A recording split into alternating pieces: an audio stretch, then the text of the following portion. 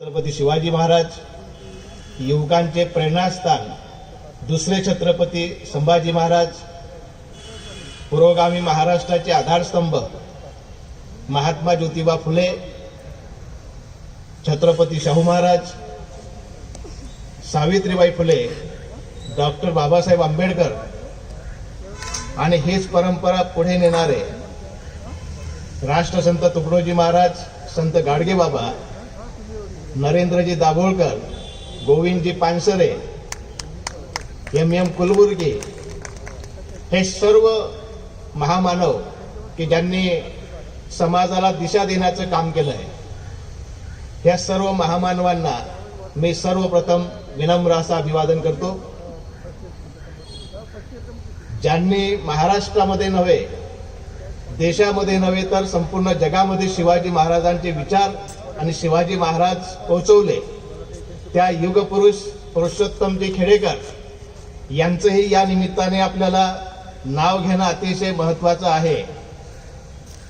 त्यांनाही मी नामस्मरण करतो, त्यांनाही नमस्कार करतो. या महोत्सवाचे आयोजक आमचे मित्र डॉक्टर प्राध्यापक सुनील कडू सर, विचारपीठावर उपस्थित या समारंभाचे सन्माननीय अध्यक्ष, मराठा सेवा संघाचे अध्यक्ष जगताप साहेब, स्वागताध्यक्ष अमोलजी, ज्यांनी दोन दोन छत्रपती घडवले ते टी.सी. राठोड साहेब, त्याचप्रमाणे ज्यांनी खऱ्या अर्थानं यवतमाळमध्ये मराठा सेवा संघ पसरवला, वाढवला, ते आमचे मार्गदर्शक महाले सर, छायाताई महाले, ज्यांचा सत्कार या ठिकाणी झाला ते यवतमाळ जिल्हा मध्यवर्ती बँकेचे सर्व संचालक मंडळ, उपाध्यक्ष, ज्या युवकांनी अतिशय मोठं कर्तृत्व गाजवलं त्या सर्व सत्कार मूर्तींचं मी मनापासून अभिनंदन करतो. आपण कोरोनाच्या परिस्थितीत सुद्धा, थंडीमध्ये सुद्धा या कार्यक्रमाला उपस्थित राहिलात, त्याबद्दल आपलंही आभार व्यक्त करतो. आणि सुरुवातीलाच ज्यांनी मला या कार्यक्रमाच्या निमित्ताने बोलण्याची संधी दिली, आपल्या समोर व्यक्त होण्याची संधी दिली, त्या या कार्यक्रमाचे संपूर्ण आयोजक मंडळी, संभाजी ब्रिगेडचे मंडळी, जिजाऊ ब्रिगेडची मंडळी आणि संपूर्ण यवतमाळकर, या सर्वांचं मी अगदी मनापासून आभार मानतो. आपल्याला हे सांगितलं पाहिजे की 391 वर्ष झाल्यानंतर ही छत्रपती शिवाजी महाराज आम्हाला का आठवतात. छत्रपती शिवाजी महाराज हे राजेशाहीमध्ये वाढलेले राजे आहे, सरंजामदार आहेत. ते त्यांचे वडीलही सरंजामदार होते. त्यावेळेला अनेक राजे महाराजे होऊन गेले, आज त्यांचं नाव सुद्धा आपल्याला माहीत नाही. अपवाद वगळता त्यात तत्कालीन कुठल्याही राजा महाराजांचे जयंत्या किंवा मयंत्या होताना दिसत नाही. हा एकमेव राजा असा आहे की याचे जयंती मोठ्या प्रमाणावरती होते. केवळ महाराष्ट्रात नाही, भारतात नाही, जगामध्ये जयंती होते आहे. का बरं ही एवढ्या मोठ्या प्रमाणात जयंती होते? का बरं महाराज आजही आम्हाला आठवतात? का बरं महाराज आजही आम्हाला प्रेरणा देतात? याच्या पाठीमागे अनेक कारणं आहेत. आम्हाला एखाद्या शाळेतल्या मुलाला जर शिवाजी महाराजांवरती भाषण द्यायला जर उभं केलं तर त्या मुलाला 3-4 गोष्टींच्या पलीकडे माहीत नाही. शिवाजी महाराजांनी अफजल खानचा कोतळा बाहेर काढला, शाहिस्ते खानाची बोटं छाटली, आग्र्याची सुटका होताना बादशाहच्या हातावर तुरे देऊन महाराज सुटले. याच्या पलीकडे पोरगा भाषण करू शकत नाही. यामध्ये त्याची चूक काहीच नाही, कारण आम्ही त्याला या पलीकडे काही शिकवलंच नाही. मला या ठिकाणी हे नमूद करायचं आहे की महाराजांचं कार्य एवढंच आहे का? महाराजांनी फक्त कोथळेच बाहेर काढले का? महाराजांनी फक्त बोटच छाटली का? तर मित्र हो, हे आपण प्रामाणिकपणे कबूल केलं पाहिजे की महाराजांचं खरं कार्य अजूनही अनेक लोकांपर्यंत पोहोचलेलं नाही आहे आणि हे कार्य मराठा सेवा संघ संभाजी ब्रिगेड हे सातत्यानं पोहोचवत आहे. त्यामुळे मराठा सेवा संघाचा आपण कुठल्याही अभिनिवेश न बाळगता कौतुक केलं पाहिजे. कारण जेव्हापासून मराठा सेवा संघ महाराष्ट्रात काम करतोय तेव्हापासून घराघरामध्ये वाचन संस्कृती वाढली आहे. याचं एकच उदाहरण आपल्या डोळ्यासमोर ठेवतो म्हणजे आपल्याला कल्पना येईल. राष्ट्रमाता राजमाता जिजाऊंचं माहेरघर सिंदखेड राजा इथे दरवर्षी 12 जानेवारीला जिजाऊंचा जन्मोत्सव साजरा केला जातो आणि आपल्याला कल्पना नसेल की त्या ठिकाणी दरवर्षी 3 कोटी रुपयाचे पुस्तकं विकली जातात. आतापर्यंत अशी भावना होती की बहुजन समाजाचे लोक पुस्तकं वाचत नाही.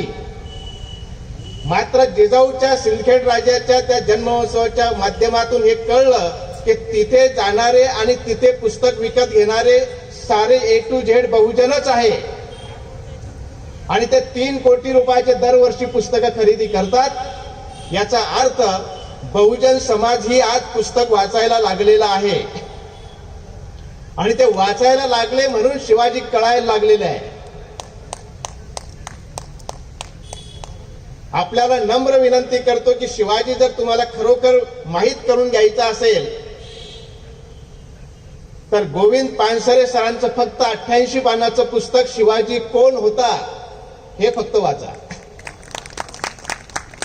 काही वाचलं नाही तरी चालेल, मोठमोठे ग्रंथ वाचण्याची आवश्यकता नाही.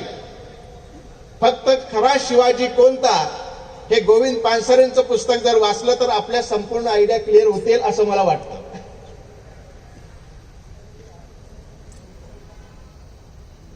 फार पूर्वी आम्हाला सांगितलं गेलं की ही पृथ्वी जी आहे ही पृथ्वी एका शेषाच्या डोक्यावर तरलेली आहे, नागाच्या डोक्यावर तरलेली आहे. अण्णाभाऊ साठेंनी ही मांडणी नाकारली आणि त्यांनी असं म्हटलं की ही पृथ्वी शेषाच्या डोक्यावर नसून श्रमकरी कष्टकरीच्या तळ हातावर तरलेली आहे. कारण जोपर्यंत हे कष्टकरी या ठिकाणी नाही तोपर्यंत पृथ्वीचे गतिमानता दिसू शकत नाही. मित्रांनो, मी त्यापुढे थोडंसं जाऊन असं म्हणेल की ही पृथ्वी शेषाच्या डोक्यावर तरलेली तर नाहीच, कपोलकल्पित गोष्ट आहे ती. मात्र केवळ कष्टकऱ्यांच्याही तळ हातावरती तरलेली नाही, तर ही पृथ्वी 2 घटकांवर तरलेली आहे. त्यापैकी एक घटक आहे स्त्री आणि दुसरा घटक आहे शेतकरी. कारण सांगतो, हे दोन्ही घटक सर्जक आहेत आणि सर्जक या शब्दाचा अर्थ नवनिर्माण करणारा, निर्माता नाही. आपण कारखानदाराला निर्माता म्हणतो. कारखान्यामध्ये फक्त कच्च्या मालाचं रूपांतर पक्क्या मालात होतं. 1 किलो लोखंड जर टाकलं तर 1 किलो लोखंडच बाहेर पडेल, 1.25 किलो लोखंड बाहेर पडत नाही. हे कारखान्याचं काम आहे आणि म्हणून त्याला निर्माता म्हणतो. स्त्री आणि शेतकरी हे सर्जक आहेत, कारण स्त्री पुढील पिढ्यांना जन्म देते आणि त्या पुढे पिढ्या घडत राहतात.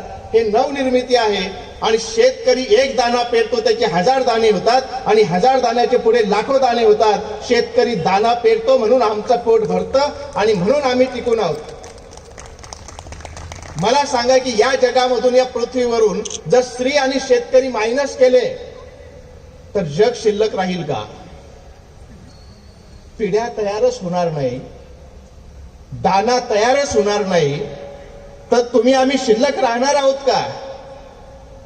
म्हणून हे 2 घटक महत्वाचे आहेत आणि मला असं वाटतं की ह्या 2 घटकांवर खऱ्या अर्थानं पृथ्वी तरलेली आहे.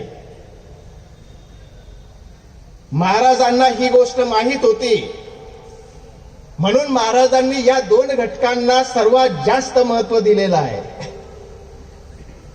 आज मात्र कधी नव्हे एवढे हे 2 घटक संकटात सापडलेले आहे. दिवसा ढवळे आमच्या आया बहिणींवरती अत्याचार अन्याय होतोय, कुठेही न्याय मिळत नाही. आमच्या आया बहिणी सुरक्षित नाही. आणि शेतकरी आमचा पटापट मरतोय, आत्महत्या करतोय, कोणीही त्याच्याकडे लक्ष द्यायला तयार नाही. हे दोन्ही घटक आज संकटात सापडलेले आहे. राज्यकर्ते मात्र मूग गिळून बसलेले आहेत. महाराजांनी या दोन गोष्टींकडे प्रामुख्याने लक्ष दिलं आणि त्यामुळे महाराज खऱ्या अर्थाने इतर राजांपेक्षा वेगळे ठरले. एक दोन उदाहरणं आपल्या डोळ्यासमोर ठेवली म्हणजे मुद्दा स्पष्ट होईल, कारण उदाहरणानुसार मुद्दा स्पष्ट होत नाही. स्त्रियांच्या बाबतीमध्ये पहिले सांगतो. स्त्री सुरक्षित असली पाहिजे ही महाराजांची भूमिका आहे. आणि म्हणून महाराज अगदी 12-13 वर्षाचे असताना जेव्हा एका रांजेगावच्या पाटलाने त्या गावच्या एका गरीब शेतकऱ्याच्या मुलीच्या, तरुण मुलीवरती बलात्कार केला आणि त्या मुलीला असं वाटलं की आता बलात्कार झाल्यानंतर माझ्या जीवनाचं मातेरं झालं, म्हणून त्या बहिणीने किंवा त्या मुलीने जीव दिला. ही गोष्ट जेव्हा 12व्या वर्षी, वयाच्या 12व्या वर्षी जेव्हा महाराज पुण्यामध्ये आलेले आहेत तेव्हा माहीत झाले. तेव्हा राजेगावच्या पाटल्याला मुसक्या आवळून त्याचा आणला गेला आणि त्याचे हातपाय छाटण्याची शिक्षा सुनावली. केवळ सुनावली नाही, अंमलात आणली. मेसेज दिला मावळ खोऱ्यामध्ये की जो कोणी आया बहिणींवरती हात टाकेल त्याची ही गत होईल. मला सांगा कोण हिंमत करणार आहे? पहिला मेसेज हा गेला. दुसरा मेसेज आणखी दिला महाराजांनी. आपल्याला माहित आहे की कल्याणचा सुभेदार जेव्हा आदिलशाहीमध्ये महसूल जमा करायला गेला तेव्हा महाराजांच्या एका सरदाराने कल्याणवरती आक्रमण केलं, कल्याण ताब्यात घेतलं आणि त्याला असं वाटलं की आता आपण कल्याण ताब्यात घेतलेलं आहे. महाराजांनी तिथेच डिक्लेअर केलं की तुला कल्याणचा सुभेदार बनवतो. हा सुभेदार आणखी आपल्याला महाराजांनी काही दिलं पाहिजे म्हणून आनंदाच्या भरामध्ये यांनी कल्याणच्या सुभेदाराची देखणी सोन, मुसलमानाची देखणी सोन महाराजांना नजराणा म्हणून आणली. जेव्हा महाराजांना हे माहीत झालं की हे कल्याणची सुभेदाराची सून आहे आणि ह्या आबाजी सोनदेवनं आपल्याला ही नजराणा म्हणून दिली आहे, तेव्हा महाराजांनी त्या कल्याणच्या सुभेदाराच्या सुनेला बोलावून त्याच्या समोर एका कवीनं त्या शब्दप्रयोग व्यक्त केले आहे. महाराज काय म्हणाले?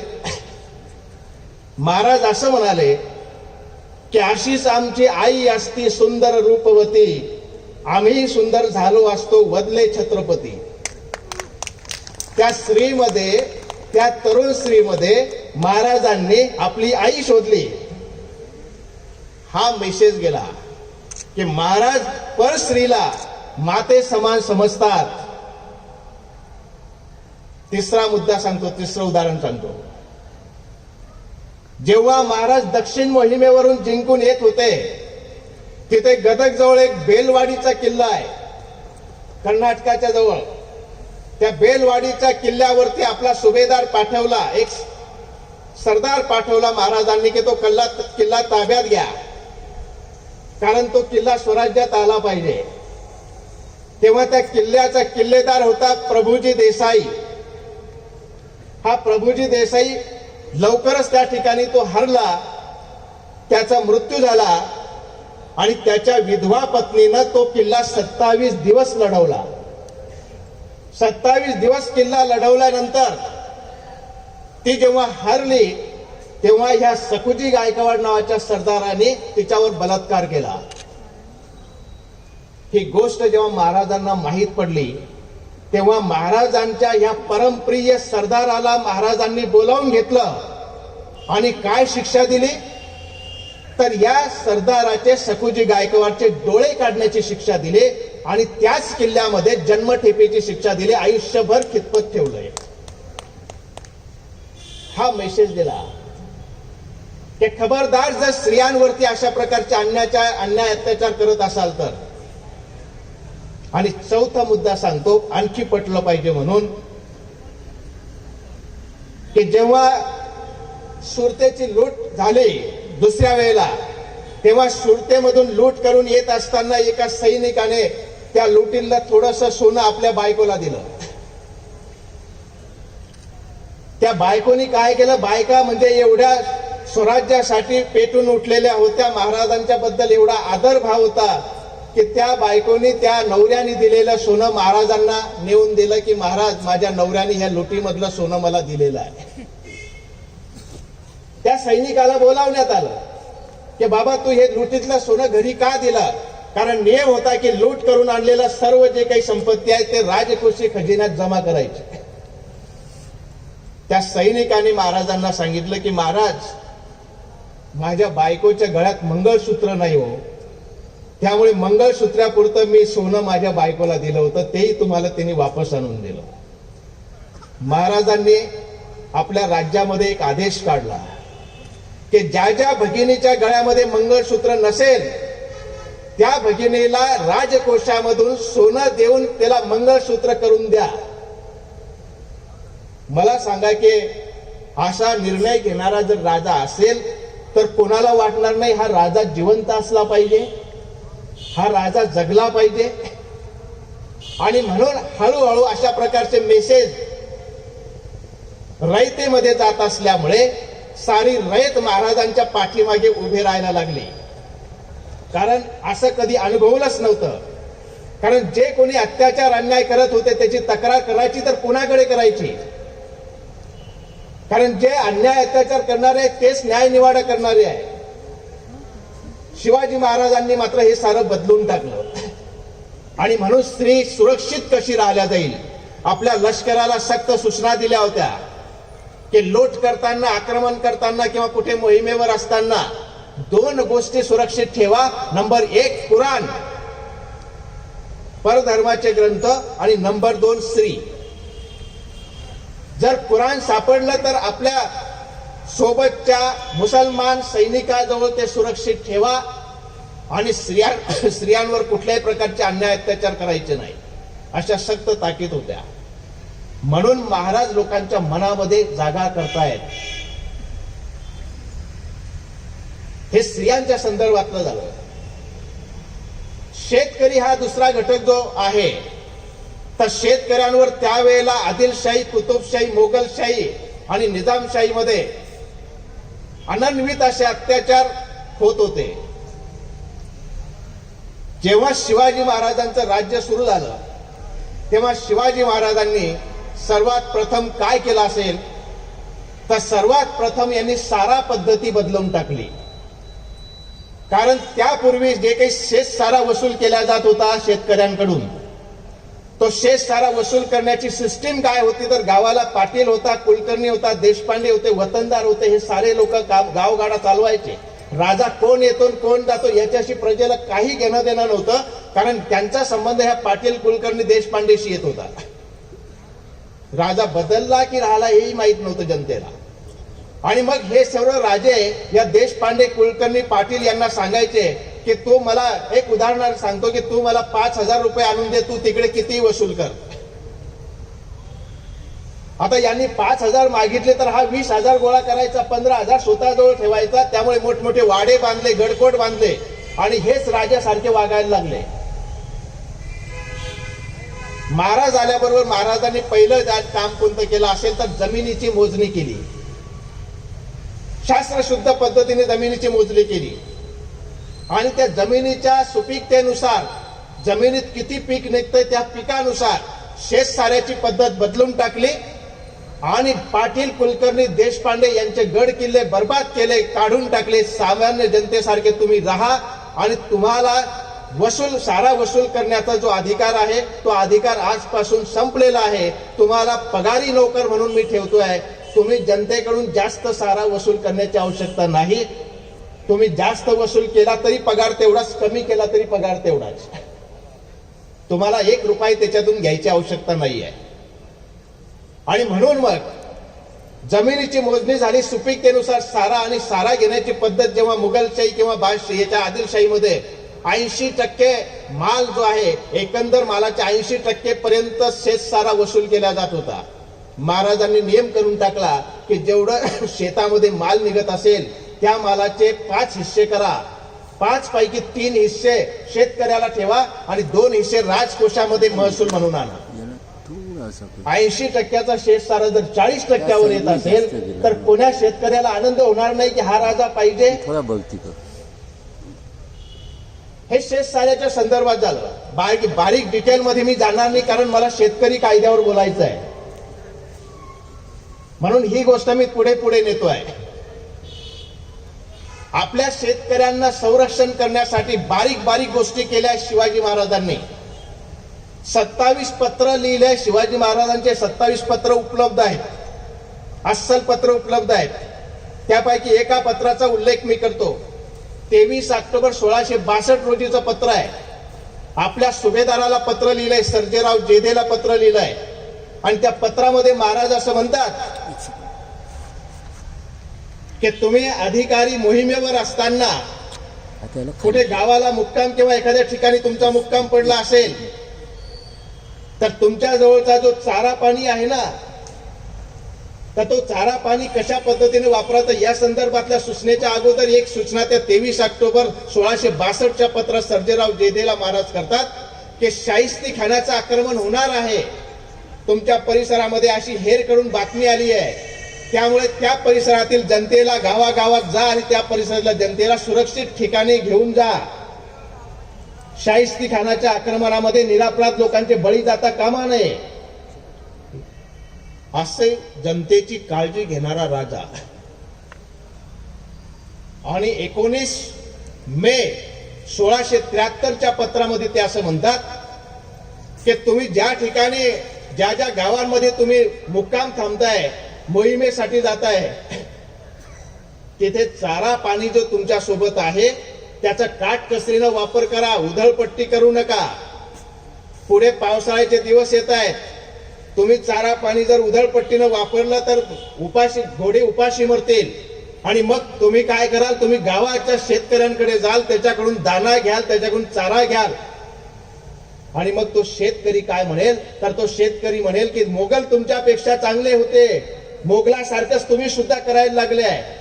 त्यामुळे शेतकऱ्यांकडून कुठल्याही प्रकारचं दाना पाणी घ्यायचं नाही, फुकट घ्यायचं नाही.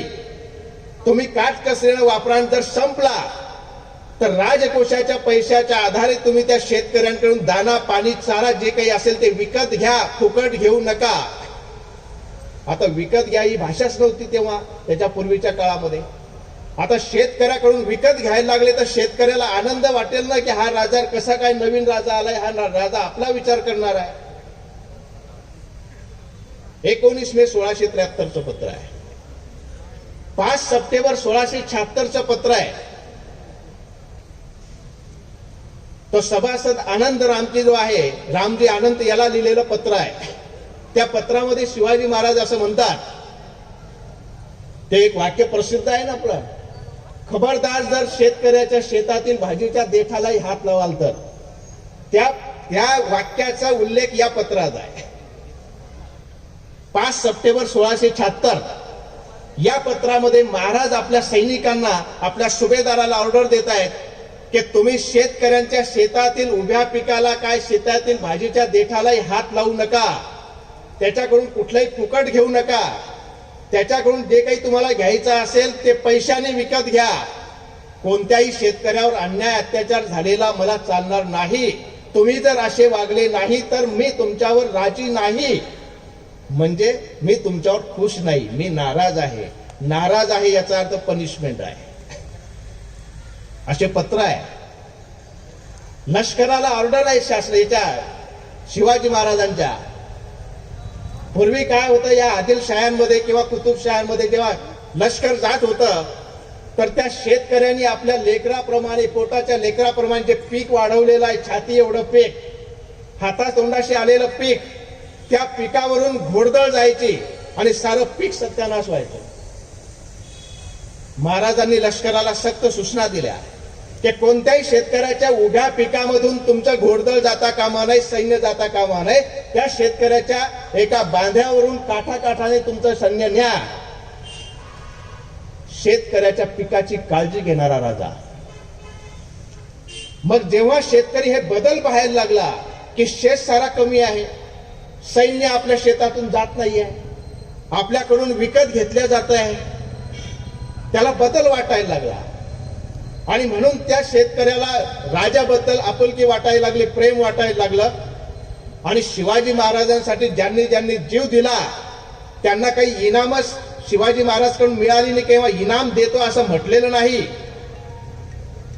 आज जर एखाद्या आमदार खासदार मंत्र्याला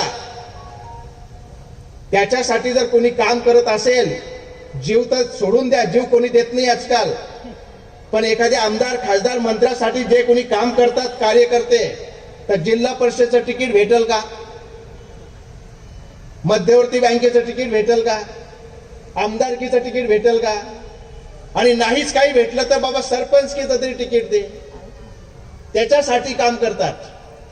तेव्हा ज्या लोकांनी महाराजांसाठी काम केलं ते निस्वार्थपणानं काम केलेलं आहे.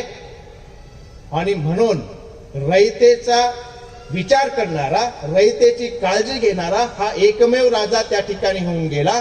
दुसरी महत्वाची गोष्ट आपल्याला सांगितली पाहिजे की शेतकऱ्यांच्या अनुषंगाने काम करत असताना महाराजांनी असे ऑर्डर दिले आपल्या सरदारांना, सुभेदारांना की जगात आपल्या देशामधली स्वराज्यामधली जमीन बघा, ज्याच्याकडे कसण्यासाठी जमीन नाही मात्र त्याला जमीन कसण्याची इच्छा आहे, त्याला पडीक जमिनीपैकी काही जमीन द्या, त्याला कसण्यासाठी जमीन द्या, जमीन कसण्यासाठी त्याला आवश्यक असणारा बैल बारदाना द्या, बी बियाणं द्या, खत द्या.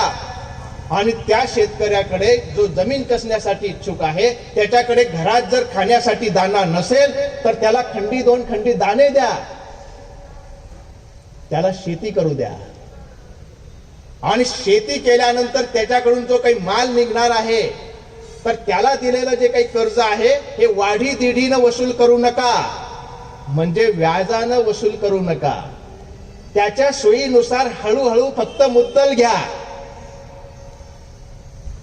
आणि जर दुष्काळ पडला, नैसर्गिक आपत्ती आली आणि त्याच्यावर जर कर्ज थकलं असेल तर अशा शेतकऱ्याला कर्ज माफ सुद्धा करा. त्याच्याकडून शेतसारा घेऊ नका, शेतसारा माफ करा, कर्ज माफ करा. बिनव्याजी कर्ज देणारा, नैसर्गिक आपत्तीत कर्ज माफी देणारा, नैसर्गिक आपत्तीमध्ये शेतसारा माफी देणारा जगातला पहिला राजा जर कोणता असेल, छत्रपती शिवाजी महाराज. म्हणून लोक मरासाठी तयार झाले होते की आम्ही मेलो तर चालते पण हा राजा जगला पाहिजे, कारण हा राजा जगला तर अनेक लोक जगणार आहे. आणि ह्या राजाची कीर्ती एवढी पसरली की जेव्हा स्वराज्यामध्ये इकडून तिकडे शत्रू सैन्य सुद्धा जात होतं, गावागावात घराघरात चर्चा होती, शिवाजी महाराज चांगलं काम करताय, शिवाजी महाराजच्या जीवाला धोका होऊ नये.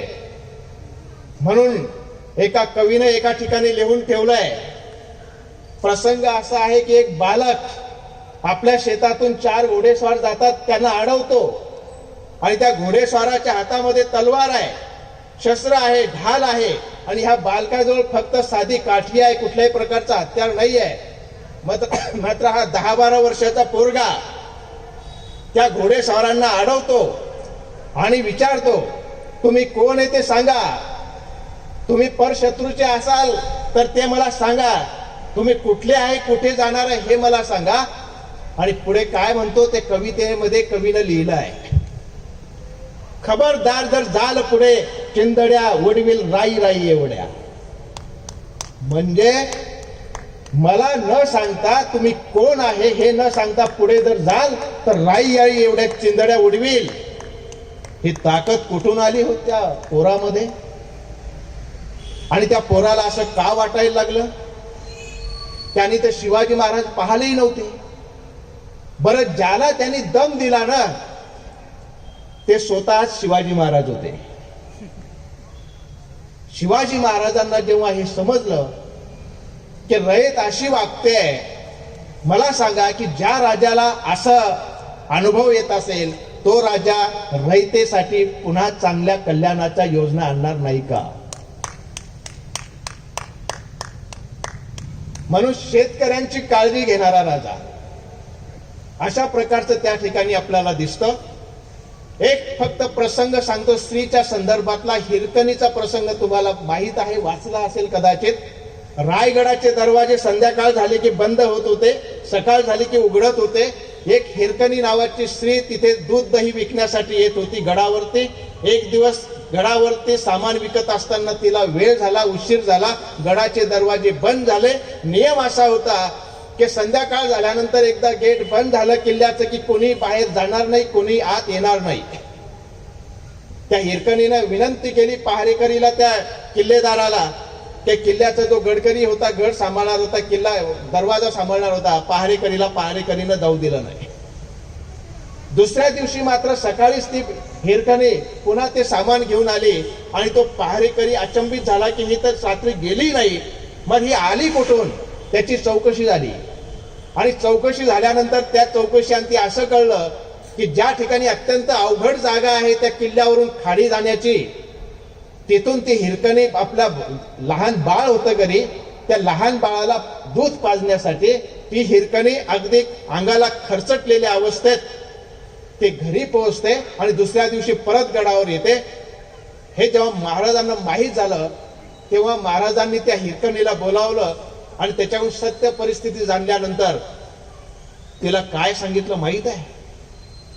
तिला असं सांगितलं की तुझ्यासारखी आई जर माझ्या स्वराज्यात आहे, तुझ्यासारखी आई की जी लेकराची एवढी काळजी घेते, एवढ्या अवघड जागेवरून लेकरासाठी घरी जाते, एवढी आई जर माझ्या स्वराज्यात आहे तर माझ्या रयतेला कुठल्याही प्रकारचं नुकसान नाही असं मी समजतो. आणि हिरकणीच्या नावाने त्या ठिकाणी एक बुरुज बांधला, त्याला नाव दिलं हिरकणी बुरुज. हा सन्मान आहे तिचा. आणि म्हणून अशा प्रकारचे महाराजांना छोट्या छोट्या गोष्टींमधून संदेश दिले आहे. म्हणून महाराज रयतेचे राजे झाले. त्यावेळेला लोकशाही राज्य नव्हतं. लोकशाहीची व्याख्या आम्हाला सर्वांना सांगितल्या गेली आहे की लोकांनी लोकांसाठी लोकांकरता चालवलेलं राज्य, त्याला लोकशाही राज्य, लोकांचं राज्य म्हणतो. तेव्हा लोकशाही नव्हती, मात्र ते राज्य लोकांना आपलं राज्य वाटत होतं. आज लोकशाही असूनही लोकांना आपलं राज्य वाटत नाही, कारण आमच्यासाठी आवश्यक असणारे निर्णय होत नसेल तर हे राज्य आमचं आहे असं कसं वाटेल. त्या पार्श्वभूमीवर ते त्यावेळची शेती अवस्था कशी होती, शेतीची स्थिती कशी होती, महाराजांनी शेतकऱ्यांची कशी काळजी घेतली, ही गोष्ट आपण लक्षात घेतली पाहिजे. आणि त्यावरून मग आज काय सुरू आहे, वर्तमानकालीन कृषी धोरण कसं आहे, याचाही विचार आपण केला पाहिजे. मित्रांनो, शिवाजी महाराजांचं राज्य केल्यानंतर त्या राज्याच्या पहिले सुद्धा शेतकऱ्यांवर अन्याय होत होते. शिवाजी महाराजांचं राज्य केल्यानंतर पेशवाई आली, पेशवाईनंतर इंग्रज आले. ह्या दोन्ही राज्यांमध्ये, पेशवाईमध्ये आणि इंग्रजांच्या राज्यामध्ये सुद्धा शेतकऱ्यांचे अतोनात हाल झाले. आणि मग आम्हाला स्वातंत्र्य मिळालं. इंग्रजांच्या काळामध्ये जे काही शेतकऱ्यांची अवस्था होती ती अवस्था किती भयानक आहे, किती खराब आहे, त्यांना न्याय कसा मिळाला पाहिजे यासाठी सर्वात प्रथम कोणी जर आवाज उठवला असेल तर तो महात्मा ज्योतिबा फुलेंनी उठवला आहे. शेतकऱ्याचा आसूड, गुलामगिरी, इशारा हे ग्रंथ लिहून त्यांनी तत्कालीन इंग्रज शासनासमोर शेतकऱ्यांच्या समस्या मांडल्या. त्यानंतर हळूहळू आम्हाला स्वातंत्र्य मिळालं. स्वातंत्र्य मिळाल्यानंतर आपल्या भारताचे पहिले कृषी मंत्री आम्हाला भूषण पाहिजे, आमचे विदर्भाचे डॉक्टर पंजाबराव उर्फ भाऊसाहेब देशमुख. हे भाऊसाहेब देशमुख काय म्हणतात बघा कृषी मंत्री असताना, ते असं म्हणतात की कृषी संस्कृती ही सर्व संस्कृतीची जननी आहे, तिचा विकास होणे जरुरीचे आहे. कृषी हा मानवी विकासाचा मूलभूत सिद्धांत आहे. कृषीशिवाय मानवी विकासाचा सिद्धांतच निरर्थक आहे. म्हणून शासनाने शेती विकासाकडे लक्ष पुरविले पाहिजे. त्याच वेळेला आणखी भाऊसाहेब शेतकऱ्यांबद्दल, शेतीबद्दल काय म्हणतात हे लक्षात घ्या. ते असं म्हणतात की मी शेती आणि शेतकऱ्यांचा नितांत आदर करतो. शेती आणि शेतकऱ्यांचा मी नितांत आदर करतो. शेतकरी हा सर्वोत्कृष्ट धननिर्माता आहे. त्याचे प्रामाणिकपणा, त्याचे कष्ट, त्याच्यात वसत असलेली करुणा आणि त्याचा राष्ट्र प्रेम अजोड आहे हे मी कित्येकदा अनुभवले आहे. हे भाऊसाहेब देशमुख म्हणतात 50-60 वर्षापूर्वी. आज आम्ही त्याच शेतकऱ्यांना खलिस्तानवादी म्हणायला लागलोय, आतंकवादी म्हणायला लागलोय. नक्षलवादी म्हणायला लागलोय, काही काही उपमा द्यायला लागलोय. ते कृषी मंत्री त्यावेळेचे असे होते, शेतकऱ्यांच्या संदर्भात विचार करणारे होते. मला सांगा, शिवाजी महाराजांच्या काळामध्ये कधीतरी एखाद्या गावच्या शेतकऱ्यांनी मोर्चा नेला काय की आम्हाला हे पाहिजे? आंदोलन केल्याचं आठवत नाही, मोर्चा नेल्याचं आठवत नाही. मोर्चे न नेता, आंदोलन न करता शेतकऱ्यांना आवश्यक असणाऱ्या साऱ्या बाबी शिवाजी महाराजांनी दिल्या. म्हणून शिवाजी महाराज आजही आठवतात. मित्रांनो, आपल्याला सांगितलं पाहिजे की भारताच्या शेतीमध्ये 3 प्रश्न महत्वाचे आहेत.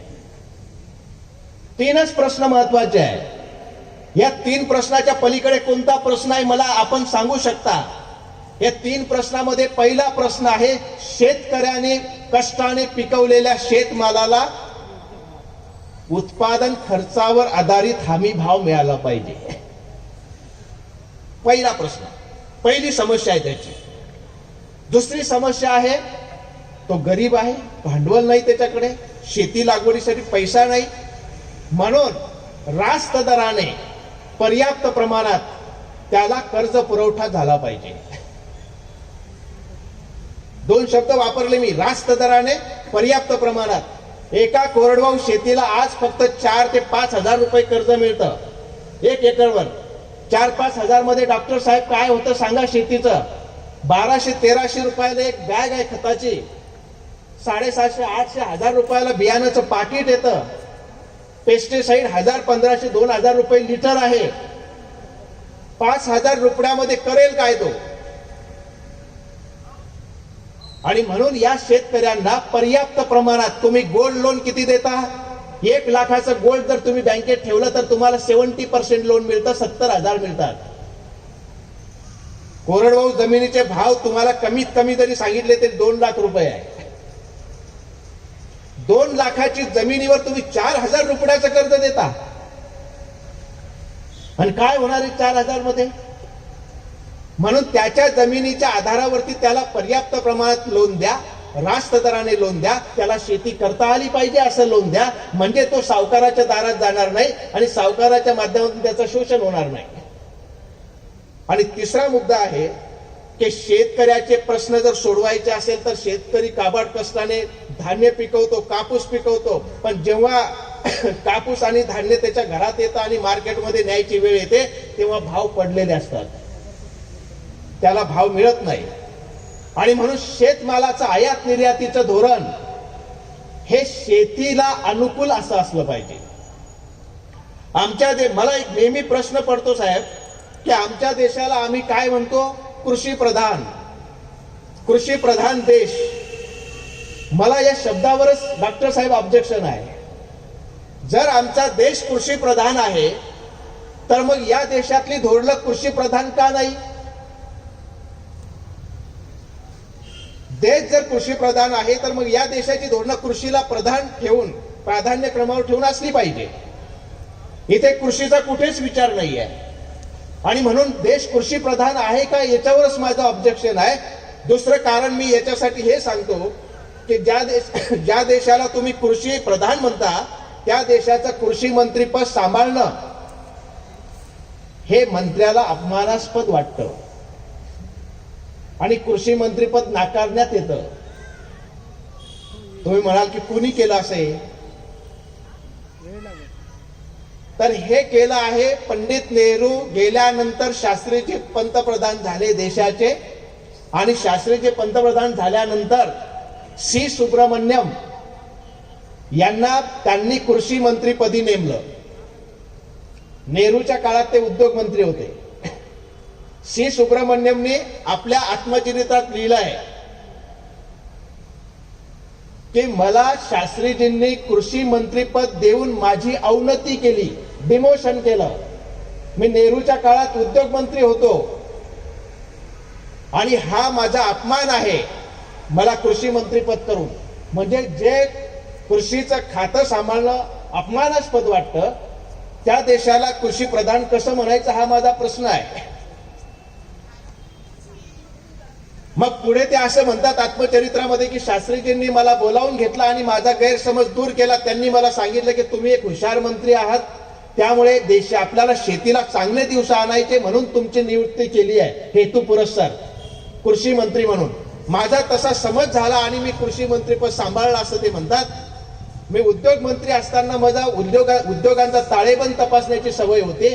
तशाच प्रकारची सवय मी कृषी मंत्री असताना जेव्हा पाहिली आणि मी कृषीचा ताळेबंद तपासायला लागलो तेव्हा मला कृषी क्षेत्रामध्ये तोटाच तोटा जाणवला. हे कोण म्हणतायत? सी सुब्रमण्यम म्हणतायत 64-65 मध्ये. म्हणजे शेती काय आजच तोट्यात आहे असं नाहीये. मग याच्यावर एक प्रश्न विचारला जातो नेहमीसाठी की साहेब मग शेती जर आजच तोट्यात नाहीये तर मग शेतकरी आजच आत्महत्या का करतात, अगोदर का आत्महत्या करत नव्हते? हाही प्रश्न स्वाभाविक आहे ना त्यांचा येणार. त्याची उकल अशी आहे की अगोदर माझ्या वडिलाकडे 100 एकर जमीन होती. माझ्या वडिलाला 5 पोरं झाले, 20-20 एकर झाली. त्या 5 पोरांना पुन्हा 4-4, 5-5 झाले आणि ती जमीन झाली 4-4, 2-2 एकर. जेव्हा माझ्या आजोबाच्या संदर्भात 100 एकर जमीन होती, पोरीचं लग्न करायचंय, 2-3 एकर जमीन विकली, लग्न केलं. डॉक्टर साहेबाला माहित असेल अनेक लोकांनी जमीन विकून लग्न केलं आहे. त्याचा प्रश्न मिटला. तेव्हा जमीन कमी झाली, त्यानंतर शेताच्या बांधावर झाडं होते, तंगी आली, झाडं विकले, दिवस काढले. आता झाडही गेले, जमीनही गेली. त्याच्या गोठ्यामध्ये काही ढोरं गोरं होते, बैल होते. मग पुन्हा तंगी आली तर चांगल्या बैलाची जोडी विकून टाकायची आणि ढगे बैलाची जोडी आणायची, मार्जिन खाल्ली त्याच्यातली. काही गुरंढोरं विकून टाकायचे. आता त्याच्या गोठ्यात गुरंढोरं नाही, बैल नाही, त्याच्या बांधावर झाडं नाही, त्याच्याजवळ विकण्यासारखी जमीन नाही आणि प्रश्न तर कायम आहे. मग प्रश्न जर कायम आहे, घरामध्ये तरुण मुलगी आहे, लग्न होत नाहीये, हुंड्याशिवाय कोणी करत नाहीये आणि ही तरुण मुलगी उद्या चालून जर वेडवाकडं पाऊल उचलेल तर मी जगाला तोंड दाखवण्याचा लायकीचा राहणार नाही, म्हणून तो शेतात जाऊन आत्महत्या करतोय, हे लक्षात घ्या. मात्र आम्ही काय कारण शोधली? तो दारू पितो म्हणून आत्महत्या करतो, त्यांनी मुलीच्या लग्नात जास्त खर्च केला म्हणून आत्महत्या करतो, तो आळशी आहे म्हणून आत्महत्या करतो. आणि आमच्या मागच्या सरकारमधल्या कृषी मंत्र्यांनी तर एक नवीनच कारण शोधलं. राधामोहन सिंग त्यांचं नाव होतं. या राधामोहन सिंगने एका पत्रकाराने विचारलं की बहुत सुसाइड हो रही है देश में, आपके पास कुछ नियोजन है क्या नहीं, कोई पॉलिसी है क्या नहीं? त्यांनी सांगितलं की शेतकरी जे आत्महत्या करतायत म्हणे तर त्यांचा प्रेम भंग होतोय म्हणून आत्महत्या करतायत. मला सांगा की कारण आहे का? अहो, दारू पिऊन जर आत्महत्या करतो शेतकरी तर सर्वात जास्त दारू पिणारा वर्ग या देशामध्ये कोण आहे? सर्वांची माफी मागून सांगतो की या देशामध्ये सर्वात जास्त दारू पिणारा वर्ग आहे राजकारणी. किती राजकारण्यांनी आत्महत्या केल्या मला सांगा. दुसरा नंबर आहे पत्रकार आणि दुसरा नंबर आहे फिल्म सिटीमध्ये काम करणारे. किती नटनट्यांनी आत्महत्या केल्या हे सांगा. तिसरा नंबर आहे पत्रकार आणि नोकरदार. काही पत्रकारांच्या बातम्या आल्या का किंवा काही नोकरदारांच्या बातम्या आल्या का म्हणून हा मेला दारू पिल्यामुळे? आणि चौथा लागलाच तर हे देशी फिशी काही जे असते, मला काही ब्रँड माहित नाही, मी पित नाही ना, तर तो शेतकरी आहे. तो का दारू पितो हे शोधा. दारू पिऊन मरतो म्हणून नाही, दारू का पितो हे शोधा. त्याच्या घरात तरुण मुलगी, लग्न होत नाहीये म्हणून परिस्थिती आहे, म्हणून तो दारू प्यायला लागतो आणि मरतो. स्वामीनाथन साहेबाचा रिपोर्ट आला, मला अहवाल आला. जेव्हा 2007 मध्ये पटापट शेतकरी मरत होते, 95 पासून जेव्हा शेतकरी आत्महत्या व्हायला लागल्या तेव्हा सरकारला वाटलं काहीतरी केलं पाहिजे, म्हणून नोव्हेंबर 2004 मध्ये शेतकरी आयोगाची निर्मिती झाली. MS स्वामीनाथन जे प्रसिद्ध कृषी शास्त्रज्ञ आहे, हरित क्रांतीचे जनक आहे भारतातले, त्यांना त्याचं अध्यक्षपद दिलं. MS स्वामीनाथन साहेबांनी देशभरचे दौरे केले आणि डिसेंबर 4, ऑगस्ट 5, डिसेंबर 5, एप्रिल 6 आणि ऑक्टोबर 6 असे 5 रिपोर्ट दिले. 2000 पेजेसचे रिपोर्ट आहे. त्या रिपोर्टमध्ये सर्व सांगितलंय. शेतकऱ्यांना सुखी ठेवायचं असेल तर काय केलं पाहिजे. आमच्या तत्कालीन सरकारने त्या रिपोर्टची कुठल्याही प्रकारची पूर्णांशाने अंमलबजावणी केली नाही आणि म्हणून शेतकरी पुन्हा आत्महत्या वाढायला लागल्या. आत्महत्या वाढतच आहे. म्हणून संसदेमध्ये 4 मे 2007 रोजी 2.5 तासाची शेतकरी प्रश्नावरती चर्चा ठरली. 2.5 तास. डॉक्टर साहेबाला माहिती आहे संसदेला 1-1 मिनिट महत्वाचा आहे. 2.5 तासाची चर्चा ठेवली संसदेमध्ये की शेतकरी आत्महत्या करताय, काय पॉलिसी ठरायला पाहिजे. आता त्या 2.5 तासाच्या चर्चेसाठी लोक किती होते माहित आहे. आपल्याकडे खासदार आहे 545, त्यापैकी 2 अँग्लो इंडियनचे वगळले तर 543 आपले भारताचे खासदार आहेत. 543 पैकी सभापती आणि 9 सदस्य होते. फक्त सभापती आणि 9 सदस्य 10च लोक होते. आणि मीटिंग जेव्हा संपली तेव्हा 26 वर आकडा गेला. हे संसदेच्या रेकॉर्डवर आहे. मी माझं तोंडाचं काही सांगत नाही, मनाचं सांगत नाही. मला सांगा, हे 543 पैकी 200 शेतकरी नाही असं समजू, शेतकऱ्याशी संबंधित. 343 तर शेतकऱ्यांचेच पुत्र गेले आहेत तिथे. ते तरी होते का. आणि म्हणून जेव्हा MS स्वामीनाथन हे पुन्हा दौरे करायला लागले तेव्हा त्यांचा एक दौरा पांढरकवड्याला झाला आणि एक वर्ध्याला झाला. वर्ध्याला एका तरुण शेतकऱ्याने आत्महत्या केली होती. त्याच्या घराला भेट द्यायची, सांत्वन करायचं म्हणून MS स्वामीनाथनला तिथे नेल्या जात होतं. आता ज्या दिवशी भेट ठरली त्याच्या 1 दिवस अगोदर, म्हणजे आज जायचं तिथे तर 1 दिवस अगोदर त्या तरुण शेतकऱ्याच्या बापाने आत्महत्या केली. आणि आत्महत्या केल्यानंतर आता सांत्वन कोणाचं करायचं. कारण तो बापही गेला आणि पोरगाही गेला. पण MS स्वामीनाथन म्हणायचे की नाही, मला तिथे जाऊन भेट द्यायची आहे. आता ते झोपडी वजा घर होतं. सारे उभे राहिले तिथे. उभे राहिल्यानंतर पहा संवेदना कशा आहे लोकांच्या. संवेदनहीन लोक कसे आहेत. एक IAS दर्जाचा, एक सचिव दर्जाचा अधिकारी त्यांच्या सोबत होता.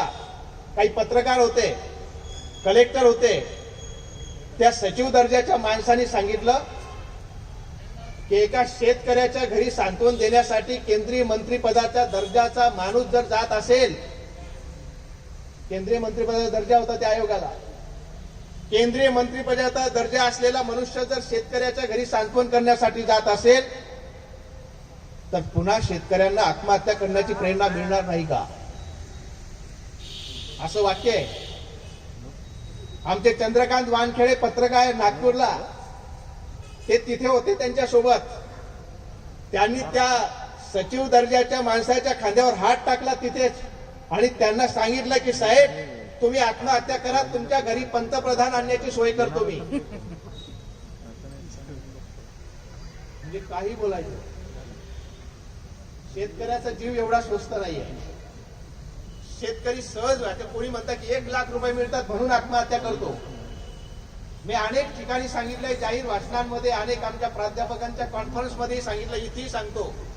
ज्याला असं कोणाला वाटत असेल की 1 लाख साठी शेतकरी आत्महत्या करतो, तर माझं जाहीर आव्हान इथून मी सांगतो की ज्याला असं वाटत असेल त्यांनी या स्टेजवर यावं, आत्महत्या करावी. मी 1 लाख ने 2 लाख देतो. जीव एवढा स्वस्त नाहीये. काहीतरी भयंकर घडतंय. ज्याला 2 हात, 2 डोळे, 2 पाय, 2 कान नाही, तोही रेल्वे स्टेशनवर भीक मागून जगतोय. मग या शेतकऱ्याला 2 हात, 2 डोळे, 2 कान याची शाबूत आहे, तरी हा काम होतो. काहीतरी प्रश्न आहे. या प्रश्नांकडे लक्ष द्यायचं नाही, भलत्याच गोष्टींकडे लक्ष द्यायचं. आणि म्हणून त्या माध्यमातून हा जो विचार आहे, त्या शेतकऱ्यांचे प्रश्न अतिशय गांभीर्याने घ्यायची आवश्यकता आहे. कापूस पट्टा आहे आपला. यवतमाळ जिल्हा जगामध्ये सर्वात जास्त कापूस पिकवणारा जिल्हा आहे. संपूर्ण जगामध्ये 3,57,00,000 हेक्टरवर कापसाची शेती होते. त्यापैकी भारतामध्ये 1,22,000 1,22,00,000 हेक्टरवरती होते. म्हणजे 1/3 भारत आहे जगाच्या. आणि महाराष्ट्रामध्ये 42 लाख हेक्टरवर, म्हणजे 1/3 महाराष्ट्र आहे. आणि ह्या 42 लाख पैकी 22 लाख विदर्भामध्ये कापसाची शेती होते, 8 जिल्ह्यामध्ये. कारण गोंदिया, भंडारा, गडचिरोलीत कापूस पिकत नाही. तर ह्या 22 लाखापैकी 5 लाख एकर कापसाची शेती एकट्या यवतमाळ जिल्ह्यात होते आणि सर्वात जास्त आत्महत्या यवतमाळ जिल्ह्यात आहे. आणि आणखी एक आपण भूषण समजलं पाहिजे त्या गोष्टीला की आमच्या यवतमाळ जिल्ह्यातच कापसाचा शोध लागलेला आहे. कळंबमध्ये घुसमत ऋषी राहत होते. ऋग्वेदामध्ये द्वितीय मंडल त्यांच्यावर लिहिलेलं आहे. ते सर्वात जुनं मंडल आहे. ऋग्वेद हा सर्वात जुना ग्रंथ आहे. त्यातल्या द्वितीय मंडल सर्वात जुनं आहे. त्यामध्ये घुसमत ऋषीचा उल्लेख आहे. त्यांनी या परिसरात कापसाची शेती सर्वात प्रथम केली आणि इथून कापूस चीनमध्ये, अमेरिकेमध्ये, युरोपीय कंट्रीत गेला. तिथला शेतकरी कापूस पिकवणारा सुखी झाला. आमचा मात्र आत्महत्या करायला लागला आहे. आणि आज यवतमाळ जिल्हा हा कापसाचा शोध लावणारा जिल्हा, एक वैभव आहे. मात्र जगाच्या नकाशावर सर्वात जास्त आत्महत्या करणारा जिल्हा म्हणून ही याची नोंद आहे. हे लक्षात घेतलं पाहिजे.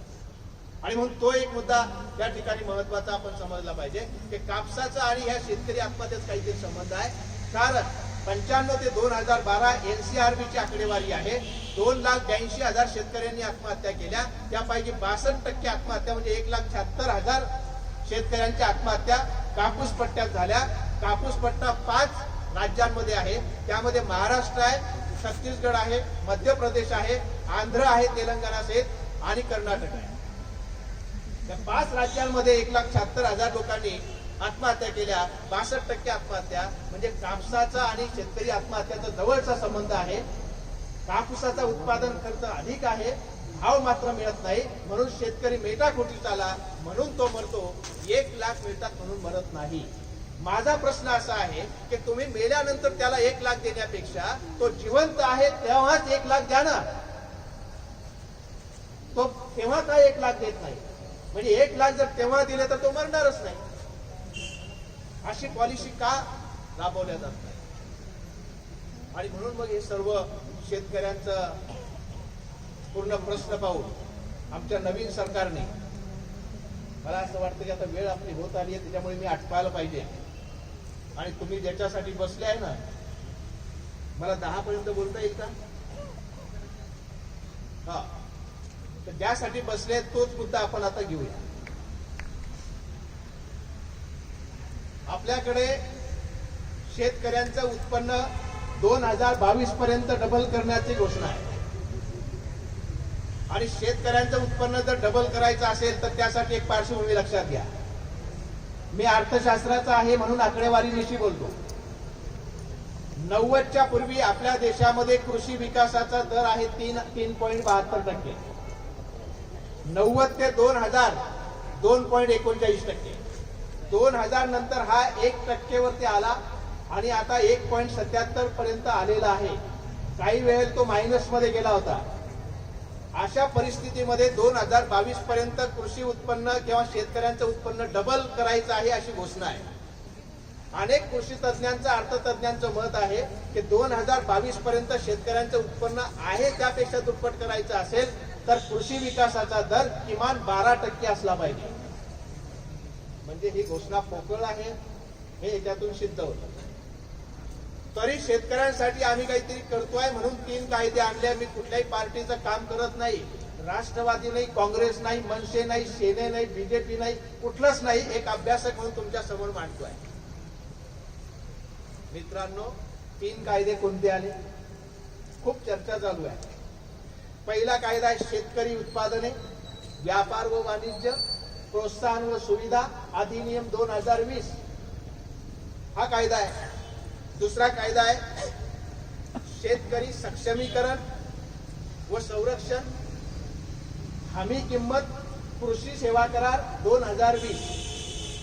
आणि तिसरा कायदा आहे अत्यावश्यक वस्तू दुरुस्ती कायदा 2020. हे 3 कायदे आणलेले आहेत. उद्या राजेश टिकेत तुमच्या यवतमाळमध्ये आहे आणि राजेश टिकेत याच्यावरच बोलणार आहे. आपण फक्त प्रस्तावना करून घेऊ आज. या 3 कायद्यामध्ये पहिला जो कायदा आहे शेतकरी उत्पादने, व्यापार व वाणिज्य, प्रोत्साहन व सुविधा 2020 हा कायदा एपीएमसी मार्केट जे आहे तर एपीएमसी कायद्याला पॅरलल कायदा म्हणून आणलेला आहे, समांतर कायदा म्हणून आणलेला आहे. आतापर्यंत आपण काय की 1960-70च्या दशकामध्ये शेतकऱ्यांची खाजगी व्यापाऱ्यांच्या माध्यमातून पिळवणूक होऊ नये म्हणून भारत सरकारने आणि राज्य सरकारांनी एपीएमसी ऍक्ट आणला होता. शेतकऱ्याचं माल एपीएमसी मध्ये सरकारच्या निगराणीखाली किमान हमी भावाने खरेदी करण्यात यावा, त्याची शोषणातून मुक्ती व्हावी, हा एपीएमसी ऍक्टचा उद्देश आहे. आता हे काय म्हणतायत, या कायद्यामध्ये यांनी असं म्हटलंय की आम्ही शेतकऱ्यांना एपीएमसीच्या जाचातून बाहेर काढतोय. बंद करायचं काय? 5 मिनिटामध्ये वेळ झालाय. 5 मिनिटं गाडी आली. आवाज येतो का माझा? हा जो मुद्दा आहे तर यामध्ये पॅरलल एपीएमसीला व्यवस्था निर्माण करण्याची सरकारची योजना आहे. यामध्ये शेतकऱ्याला एपीएमसीच्या जाचातून बाहेर काढण्याची सरकारची भूमिका आहे. सरकारला असं म्हणायचं आहे की एपीएमसी मध्ये आजही दलालांच्या माध्यमातून, आडत्यांच्या माध्यमातून शोषण होत आहे. दलाली घेतल्या जाते, तोलाईचा खर्च घ्यावा लागतो, मापाईचा खर्च घ्यावा लागतो आणि शेतकऱ्यांना त्या ठिकाणी लुटल्या जातं. आणि म्हणून मग अशा पद्धतीमध्ये त्यांना आम्ही पर्यायी व्यवस्था करून देतोय, खुलं मार्केट उपलब्ध करून देतोय. आता याच्यामध्ये काही गंमत बघा काय आहे. एपीएमसी मध्ये जो काही माल खरेदी केला जातो खाजगी व्यापाऱ्यांकडून सुद्धा, तर त्या माल खरेदी करत असताना त्या व्यापाऱ्याला एपीएमसी कमिटी लायसन देते. त्याला लायसन मिळतं, तोच माल खरेदी करू शकतो आणि त्या माध्यमातून शेतकऱ्याचा माल खरेदी केला जातो. आता नवीन कायद्यामध्ये तरतूद काय बघा, एपीएमसीच्या बाहेर शेतकऱ्याला आपला माल विकता येणार आहे. एपीएमसी जायची आवश्यकता पडणार नाही आणि एपीएमसीच्या बाहेर माल खरेदी करणारा जो व्यापारी आहे त्याला कोणत्याही एजन्सीकडून, एपीएमसी कमिटीकडून कुठल्याही प्रकारचं लायसन घेण्याची आवश्यकता नाही. फक्त पॅन कार्ड ज्याच्याकडे असेल त्याला माल खरेदी करता येणार आहे. मला सांगा, बहुतांश शेतकरी आणि शेतकरी हिताचे लोक इथे बसलेले असेल, एपीएमसी मध्ये आमच्या बाबांनी जर माल विकला तर त्याचे पैसे महिना 2 महिन्यानंतर का पण मिळतातच, पैसे मिळण्याची हमी आहे. या पॅन कार्ड वाल्या व्यापाऱ्याला तुम्ही जर माल विकला आणि तो पळून गेला 15 दिवसानंतर पैसे देतो म्हणून, तर तुम्हाला पैसे वसूल करण्याची गॅरंटी कुठे आहे, कुठे हमी आहे? दुसरा मुद्दा हे म्हणतात की आम्ही एमएसपी बंद केलेली नाही, आम्ही एपीएमसी बंद केलेली नाही, एपीएमसी आम्ही सुरूच ठेवणार आहे. मला हे सांगा की जिओ कंपनीला प्रमोट करत असताना सुद्धा तुम्ही म्हटलं होतं आम्ही बीएसएनएल बंद करणार नाही. आज बीएसएनएल बंद आहे का चालू आहे? बंद पडण्यात जमा आहे, काही दिवसांनी बंद पडून जाईल. तशाच प्रकारचं एपीएमसी सुद्धा होणार आहे. आणि म्हणून एपीएमसी जर बंद पडली, डॉक्टर साहेब मला हे नमूद केलं पाहिजे की कापूस एकाधिकार योजनेच्या माध्यमातून शेतकऱ्याला जे एमएसपी मिळत होतं ते 2002-03 पासून आम्ही बंद केलं आणि एक थडग्यासारखी म्हणा, आपण काय बुजगावणं म्हणतो त्याला, बुजगावण्यासारखी म्हणा, ते थोडीशी चालू आहे. म्हणून प्रायव्हेट व्यापारी किमान तुम्हाला 100-200 फरकानं कापूस घेतात. जर हे कायमचं बंद करून टाकलं, कॉटन फेडरेशनच्या माध्यमातून माल घेणं कापसाचा, तर हे प्रायव्हेट व्यापारी तुमचा कापूस 3000च्या वर घेणार नाही. हे लिहून घ्या. ते बुजगावण्यासारखं आहे म्हणून तेवढी किंमत त्यांना देणं आवश्यक आहे. कारण जर तेवढी किंमत दिली नाही तर ते एपीएमसीत जातील आणि त्यांना हमी भावाने पैसे मिळतील. आणि म्हणून एपीएमसी जर बंद होऊन गेली आणि बाहेर जर मोकळं रान करून टाकलं, तर त्या बाहेरच्या मोकळ्या रानामध्ये तुम्हाला मन वाटेल तसं कापण्याची सोय त्यांच्याजवळ आहे. कुठल्याही प्रकारचं त्या ठिकाणी गव्हर्नमेंटचं नियंत्रण नाहीये. गव्हर्नमेंटना एमएसपीच्या माध्यमातून खरेदी करण्याचं बंधन नाही. मला सांगा की एमएसपी कायद्याला दुरुस्ती आणण्यापेक्षा एमएसपी कायद्यात जे दोष आहेत ते दोष जर दूर केले तर नवीन कायदा आणण्याची गरज नाही. मग दोष कोणते? तर आमचा बाप जेव्हा एपीएमसी मध्ये जातो तेव्हा 7-8 दिवस त्याचा माल विकला जात नाही. त्याला थंडी पावसात तिथे बसावं लागतं. त्याचा वेळ जातो, पैसा जातो. कारण काय? तर आमच्या देशामध्ये 7,000 मंड्या आहे फक्त एपीएमसी. आम्हाला आवश्यकता आहे 42,000ची. दर 5 किलोमीटरच्या त्रिज्येवर एक जर एपीएमसी उभी केली तर साऱ्या शेतकऱ्यांना 1 ते 2 दिवसात माल विकून मोकळं होता येईल. त्याला त्याच्या मालाचे पैसे मिळण्याची गॅरंटी राहील आणि तो चांगल्या प्रकारचं जीवन जगू शकेल. 42,000 मंड्यांची आवश्यकता आहे. तुम्ही एमएसपी आणि एपीएमसी कायदा बंद करण्यापेक्षा 42,000 मंड्या आणा आणि हमी भावाच्या माध्यमातून कापूस किंवा अन्य पिकं घ्या. त्या माध्यमातून आपण हे केलं पाहिजे. दुसरा जो मुद्दा आहे तो आहे कॉन्ट्रॅक्ट फार्मिंगचा. आता कॉन्ट्रॅक्ट फार्मिंग मध्ये काय आहे की तुमची शेती तुम्ही कोणालाही कशासाठी देऊ शकणार आहे. त्याचे अनेक करार आहेत. त्या बारीकाईत आपण जाणार नाही. मात्र कॉन्ट्रॅक्ट फार्मिंग म्हणजे करार शेती संदर्भातला कायदा आहे. हा कायदा असं म्हणतो की कंपनीला तुम्ही शेती देऊ शकता. सरकार याच्यामध्ये दावा करते आहे की तुमचे शेतीचा करार असणार नाही, पिकाचा करार असणार आहे. हे ठीक आहे, पिकाचा करार राहील, हे ठीक आहे. मात्र पिकाचा करार करताना कंपनी तुमच्याकडून लिहून घेणार आहे की बाबा तुझी शेती आम्ही जे घेतोय ना त्या शेतीवरचं कर्ज बिर्ज तू सर्व फेडून टाक, आम्हाला 7/12 कोरा करून दे. 7/12 कोरा करून आम्हाला जमीन दे आणि त्या जमिनीवरती कंपनी बँकेकडून कर्ज घेणार आहे आणि कर्ज घेतल्यानंतर त्या कंपनीचं ते कर्ज त्या शेतीवर चढणार आहे. जर त्या कंपनीने उद्या चालून करार मोडला आणि कंपनी पळून गेली तर त्या शेतीवरचं कर्ज फेडण्याची जबाबदारी कोणाची? शेतकऱ्यावर येईल. म्हणजे एक प्रकारे तुमची शेती गहाण ठेवल्यासारखी आहे आणि एक दिवस ती शेती जाऊ शकते. म्हणून विरोध आहे. आणि तिसरा मुद्दा अत्यावश्यक वस्तू कायद्याच्या संदर्भातला आहे. 1955 मध्ये हा ऍक्ट आणला उपभोक्त्यांना योग्य दरामध्ये वस्तू मिळाल्या पाहिजे म्हणून. आता हा कायदा दुरुस्ती आहे. याच्यामध्ये साठवणुकीवर बंधनं हटवून टाकली आहे.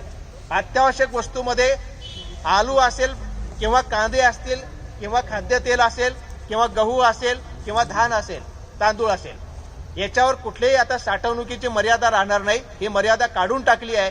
त्यामुळे साठेबाजीला वाव मिळणार, नफेखोरीला वाव मिळणार आणि आज जे गरिबांना त्या ठिकाणी योग्य प्रकारच्या योग्य किमतीला धान्य मिळतं आहे ते मिळण्याचं या ठिकाणी चान्सेस राहणार नाही. दुसरी महत्वाची गोष्ट, कॉन्ट्रॅक्ट फार्मिंगच्या माध्यमातून सर्व माल जर कॉन्ट्रॅक्टवाल्यांनी कंपनीला द्यायचा आहे, इथं शासनाचा कुठेही संबंध नाही आहे, तर मग हा माल जर कॉन्ट्रॅक्ट फार्मिंगच्या माध्यमातून खासगी कंपनीला दिला जाईल तर एपीएमसीत कोणी माल आणणारच नाही. त्यामुळे एफसीआयच्या माध्यमातून पीडीएस साठी, पब्लिक डिस्ट्रीब्युशन स्कीमसाठी जे धान्य खरेदी होतं ते खरेदी होणार नाही. सरकार एमएसपीच्या झंझटीतून मोकळं होणार आहे आणि पीडीएसच्या माध्यमातून जे धान्य तुम्हाला मिळतं 25 किलो, ते धान्य न मिळता तुम्हाला डायरेक्ट बेनिफिट ट्रान्सफरच्या माध्यमातून पैसे ट्रान्सफर होण्याची योजना आहे. तुम्हाला पैसे मिळतील 25 किलोचे 3 रुपये प्रमाणे 75 रुपये आणि तेच धान्य बाजारात तुम्हाला 30-40 रुपये किलोनं घ्यावं लागणार. या माध्यमातून गरीब लोकांचे आणि मध्यमवर्गीयांचे यामध्ये अत्यंत नुकसान होणार आहे.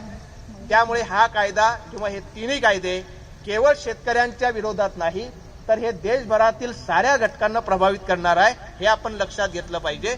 आणि 2 कायदे जे आहे, एक विजेचा सबसिडीचा कायदा आहे आणि एक शेतामध्ये जे काही अवशेष असतात ते जाळण्याच्या संदर्भातला कायदा आहे. त्याच्यावर फारशी चर्चा होत नाहीये. मात्र ते दोन्ही कायदे सुद्धा शेतकऱ्यांना घातक आहे. अशा प्रकारचं त्या ठिकाणी एक विश्लेषण बारकाईने आपण वेळेच्या अभावी करू शकत नाही. सविस्तर विश्लेषण आपण शांत चित्ताने मला ऐकून घेतलं त्याबद्दल सर्वांचा मी आभार मानतो. आणि शेवटी शेतकऱ्यांसाठी एक छोटीशी कविता आपल्या समोर सादर करतो आणि मी माझी रजा घेतो. कविता अशी आहे, देव बिव मी काही मानत नाही, अदृश्य शक्ती आहे असं लोक म्हणतात, त्यालाच मी प्रणाम करतो आणि त्या अनुषंगाने मी एक प्रार्थना करतोय की एवढाच मान राखा देवा माझा, सदा सर्व काळ सुखी राहो बळीराजा. एवढाच मान राखा देवा माझा, सदा सर्व काळ सुखी राहो बळीराजा. कोणत्याच जीवाची न आता चिता जळो, कोणत्याच जीवाची न आता चिता जळो, एवढीच आस इडा पिडा टळो. नको रे नापिकी नको रे दुष्काळ, नको रे नापिकी नको रे दुष्काळ, नशिबी असू दे सुगीचा सुकाळ. फुलो आनंदी चांदणे, शेतकऱ्याच्या नशिबामध्ये फुलो आनंदी चांदणे, देवा एवढीच एक इच्छा, उज्ज्वल भविष्यासाठी बळीराजा तुला माझ्या हार्दिक शुभेच्छा, हार्दिक शुभेच्छा. धन्यवाद. मान्यवरांसह